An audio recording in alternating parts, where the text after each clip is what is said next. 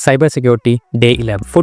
Footprinting basically cyber security में एक concept होता है या साइबर सिक्योरिटी एथिकल हैकिंग में, जो कि कहते हैं जैसे कि लेट सपोज एक डिटेक्टिव है, वो अगर कोई भी केस सॉल्व करता है उससे पहले वो सारे अपने क्लूज इकट्ठे करता है, फिर देखता है ये क्लूज में कौन सा ऐसा क्लू है जो मेरे को अपने केस सॉल्व में हेल्प करेगा। इसी तरीके से एक एथिकल हैकर हो या फिर कोई एक हैकर है, वो अगर किसी भी एक इंफ्रास्ट्रक्चर को या फिर किसी भी एक कंपनी को, किसी भी सर्वर को अगर हैक करता है, टारगेट करता है, उससे पहले वो सारे क्लूज इकट्ठे करता है। जैसे कि अगर लेट सपोज किसी को भी एक सर्वर पे हैक करना है तो उससे पहले उसका सारी इन्फॉर्मेशन होनी चाहिए, जैसे कि वो सर्वर किस पे है, कौन सा ऑपरेटिंग सिस्टम यूज कर रहा है। लेट सपोज विंडोज है या लाइनक्स है तो उसका कौन सा वर्जन है, उस वर्जन में कोई ऐसी वल्नरेबिलिटी है जो उसे हेल्प कर सकती है उस सर्वर को ब्रीच करने में या फिर उस सर्वर को टारगेट करने में। या फिर लेट सपोज अगर उस पर कोई वेबसाइट रन कर रही है तो वो किस लैंग्वेज पे रन कर रही है, उस लैंग्वेज के उस वर्जन पे कोई वल्नरेबिलिटी है कि नहीं। इस तरीके से एकदम डीपली जाके एक हैकर जो है वो पहले अपने टारगेट को स्कैन करता है, उसके बाद उसको जाके टारगेट करता है, इससे कि उसे पता चल जाता है कि कौन सी ऐसी वल्नरेबिलिटी है जहां से वो एंटर कर सकता है उस सर्वर में या फिर उस नेटवर्क में या उस इंफ्रास्ट्रक्चर में और उस ऑर्गेनाइजेशन को हार्म कर सकता है। ये बेसिकली